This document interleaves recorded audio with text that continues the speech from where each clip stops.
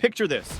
You're alone in your car, and suddenly 6 other vehicles start surrounding you on the highway. Now imagine this happening with warships in the middle of the ocean. The South China Sea is stunning, but also one of the most dangerous places on Earth.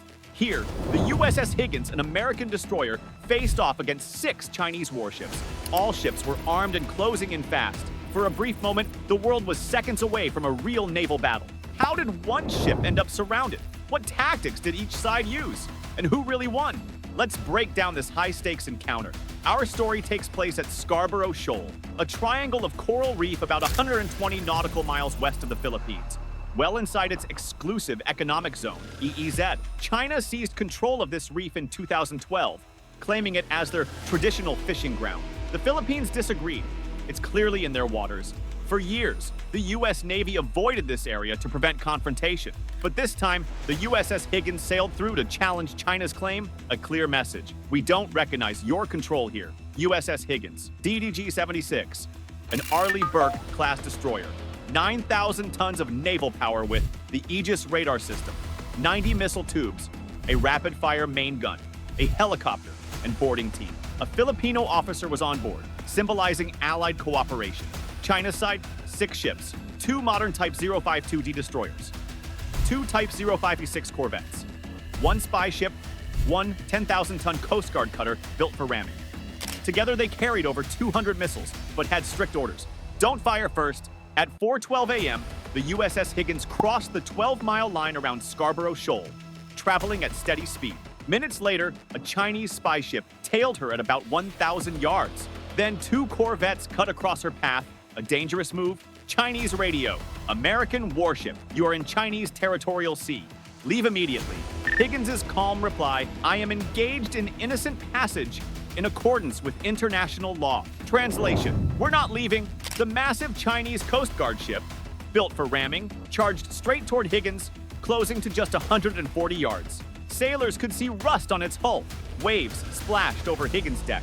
International safety rules require 500 yards. They were dangerously close. The American destroyer held course.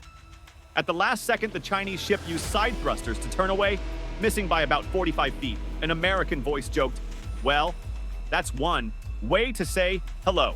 Behind the Higgins was a smaller U.S. ship, the USS Cincinnati, transferring a helicopter to a Philippine vessel.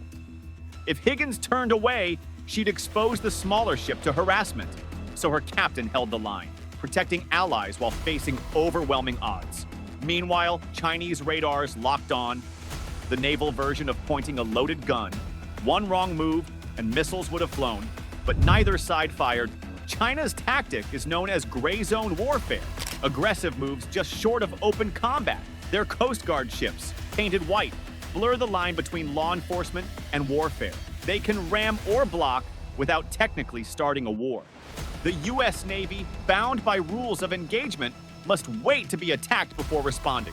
For 6 tense hours, the Higgins crew stayed at battle stations, ready to defend but not provoke. Picture this. While ships danced dangerously close, another battle raged over the radio. Every word was chosen carefully, knowing lawyers and diplomats would analyze them later. Chinese, if you do not change course, you will suffer serious consequences. U.S., you are required to keep clear of a U.S. naval vessel on innocent passage. Chinese, we will take all necessary measures. U.S., you are maneuvering dangerously. Recommend you keep well clear. These exchanges continued for 40 tense minutes. Both sides translated and recorded everything, preparing for the inevitable blame game that would follow. The voices sounded calm, almost bored, but everyone knew the stakes. Each sentence was building a legal case for why their side was right and the other was wrong. By 6:50 a.m., the USS Higgins finally crossed back over the 12-mile line, leaving what China claimed as their waters. Like clockwork, the 6 Chinese ships slowed down and spread out in a crescent formation, following the American destroyer until she disappeared over the horizon. The USS Cincinnati completed her helicopter transfer, and the Philippine Coast Guard ship waved thanks to the Higgins for protecting them. The American ships then turned southeast toward Palawan, and the crew finally stood down from battle stations, exhausted but relieved. Both countries immediately claimed victory. China announced they had driven off an American intruder. The U.S. Pacific Fleet released a short statement calling it a routine transit, consistent with international law. That morning, the Higgins supercomputer radar system tracked 247 different ships in the area. This wasn't just counting boats. The system could tell the difference between a fishing boat and a warship by analyzing engine patterns and ship sizes. The Higgins can launch a missile in under 8 seconds once a target is identified. But here's the thing, every Chinese ship stayed just outside the exact distance where the US Navy would be legally justified in attacking them in self-defense. This wasn't luck. Chinese intelligence likely knows exactly how close they can get before crossing America's red line. The point where poking becomes punching. It's like knowing exactly how far you can lean over a cliff without falling. The entire strategy of gray zone warfare depends on knowing precisely where that line is and dancing right on top of it without crossing over. Here's the political background. America and the Philippines signed a friendship treaty in 1951 promising to defend each other if attacked. The treaty specifically covers attacks on each other's ships in the Pacific Ocean. But here's the catch. Lawyers have decided that ramming ships together isn't technically an armed attack, unless someone actually fires weapons. So the Philippines quietly asked America to sail through these disputed waters to challenge China's claim. America agreed. Both countries gambled that China wouldn't risk firing first and starting a real war. The gamble paid off. Barely. Both sides can claim they defended their interests without starting World War III. In 2025's complicated world, this somehow counts as successful diplomacy. It shows how international law and real-world power constantly push against each other in this region, where history, money, and military might all collide. Section 12, the propaganda war. Within 2 hours of the confrontation ending, the battle moved from the ocean to the internet. China's Coast Guard released drone footage titled U.S. Destroyer Chased Away. The video, professionally edited with dramatic music, got over 5 million views on Chinese social media, convincing many Chinese citizens their forces had won a great victory.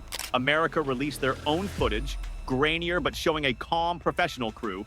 Western news channels, trying to be fair, often showed both videos side by side, asking viewers, who's telling the truth?